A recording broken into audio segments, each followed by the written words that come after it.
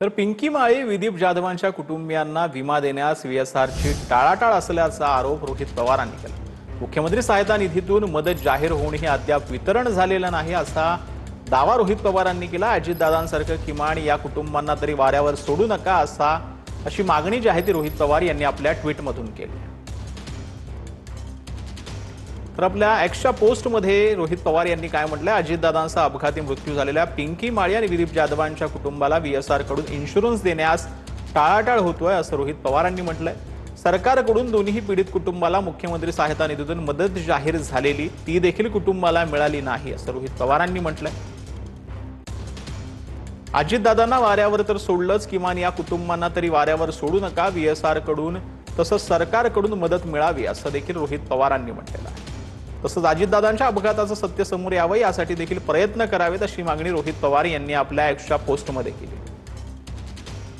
जर रोहित पवारने ट्विट केलं आहे तर मी त्यांचा खूप खूप आभारी आहे की आमची विचारपूस करतायत। पिंकी गेल्यानंतर 4 महिने झाले, अजून पाठपुरावा या दखल घेणं हे रोहित दादा पवार करतायत। पण हिचे मालक VCRचे VK सिंग फ़ोन केले होते कि आप अंतरिम अमाउंट क्यों नहीं ले रहे हैं, ये अंतरिम अमाउंट है। मैं बोला सर फुल एंड फाइनल अमाउंट हमको बता दीजिए, अब हमारी लड़की तो नहीं रही। तो ते बोलते कि नहीं आप अंतरिम अमाउंट ले लीजिए और उसका इंश्योरेंस का हम लोग कर रहे हैं। मुंबईकर उखाड्यानं मरतोय आणि महापौर थंड हवेच्या ठिकाणी दौरा करतायत असं पेडणेकरांनी म्हटलं। मुंबईकर इकडे हाल सोसतोय असं देखील पेडणेकरांनी म्हटलं। मुंबईत थोड्या पावसानं पाणी भरते असं देखील पेडणेकरांनी म्हटलं। आत्ताच बघा ना, पाण्याचं इथे दुर्भिक्ष होतंय, हे भरतंय। महापौर डेहराडून थंड हवेला, अरे वा, काय सांगितलंय पंतप्रधानांनी, कुठेही बाहेर जाऊ नका।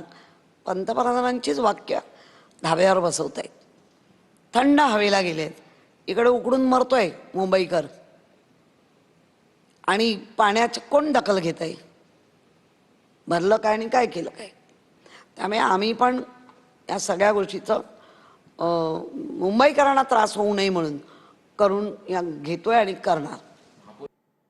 तर निवडणुकांचे निकाल रद्द करण्यासाठी याचिका दाखल करा असं प्रकाश आंबेडकरांनी म्हटलं। केरळ, तमिळनाडू, आसाम आणि बंगालमधील पराभूतांना आवाहन करण्यात आलंय। नागरिकत्वाच्या संशयावरून मतदारांची नावं यादीतून वगळल्याचा आरोप होता।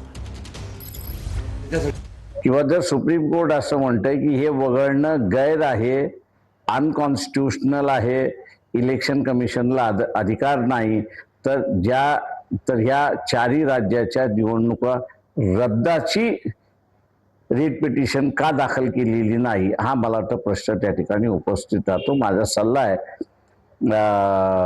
या पक्षांच्या प्रमुखांना की आपण असणारं सुप्रीम कोर्टामध्ये ह्या निवडणुका रद्द करणारी याचिका दाखल करण्यात यावी। तर अखिल भारतीय चित्रपट महामंडळाच्या निवडणुकीनं कोल्हापुरात वातावरण तापलंय। मेघराज राजे भोसलेंच्या समर्थ पॅनल आणि विजय पाटकरांच्या चित्रकर्मी पॅनलमध्ये लढत होते। दोन्ही गटाकडून एकमेकांविरोधात जोरदार आरोप प्रत्यारोप केले जात आहेत। राजकीय निवडणुकीत हस्तक्षेप व्हायला नको असं अभिनेत्री वर्षा उसगावकर यांनी म्हटलेलं आहे। तर अभिनेते विजय पाटकर आणि धनाजी यमकर यांच्यात टीका टिप्पणी पाहायला मिळते। विजय पाटकरला मी स्पष्ट तुमच्या माध्यमातून सांगतो, बिनबुडाचे आरोप करू नकोस। आणि तू जे 10,78,000 भरायचे आहेस ना, ते पहिल्यांदा भर। 10,78,000 मध्ये गोवलं कुणी? तुझा उपाध्यक्ष बिनशेंडीचा बाजीराव, त्यानं तुला गोवलं आणि अख्खी बॉडी बदनाम झाली। आम्हालाही माहिती आहे की कुणी पैसे खाल्लेत आणि कुणी नाही। ही सगळी टकलू हैवान गँग आहे, समजलं का? टकलू हैवान गँग आमच्यापेक्षा ज्युनियर आहे का? त्यांचा लीडर जो काळे कारनामे करून आनंद घेत बसलाय, तो काही बोलत नाही। मला जेव्हा विचारण्यात आलं की माझ्या पॅनलमधनं उभा राहतो का, म्हटलं मला लाज लज्जा शरम नीतिमत्ता आहे, मी तुझ्या पॅनलमधनं उभं राहणार नाही। लोक माझ्या तोंडात शेण घालते आणि आरोप करते आमच्यावर। मी काय केलं? मी महामंडळ होतो का? आणि आरोप असतील आणि खरंच हे झाले, मी इंडस्ट्री सोडेल। तर इंडस्ट्रीचे पैसे मी खात असेल तर मला इंडस्ट्रीत काम करण्याचा मला हक्क नाही। मी काय असे बिनबुडाचे आरोप केलेले नाहीत, जे सत्य आहे ते लोकांसमोर आणलेलं आहे। निवडणुकीला घाबरते, कारण मी एका राजकारण्याचीच मुलगी आहे. राजकारणातले उतार चढाव मी माझ्या वडिलांच्या बाबतीत पाहिलेले आहेत, कारण ते गोवा, दमण, दीव या युनियन टेरिटरीचे कॅबिनेट मिनिस्टर होते. तेव्हा जरी माझं तेव्हा वय लहान होतं तरी मी बघत होते हार जीत काय असते. त्यामुळे त्याला मी घाबरत नाही. 2016 मध्ये मी माझ्या मेरिटवर सभासदांच्या कृपेने निवडून आले होते.